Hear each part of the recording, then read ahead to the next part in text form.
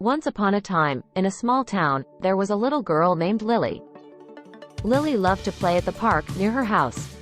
One sunny day, she put on her favorite red shoes and skipped happily to the park. At the park, Lily saw her friends, Ben and Emma. They decided to play on the swings first. Lily giggled as she swung back and forth, feeling the wind in her hair. Ben and Emma laughed and took turns pushing each other. After the swings, they went to the sandbox.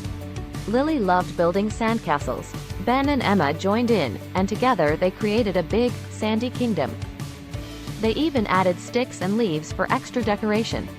As the sun started to set, Lily's mom called from a distance, "It's time to go home, Lily."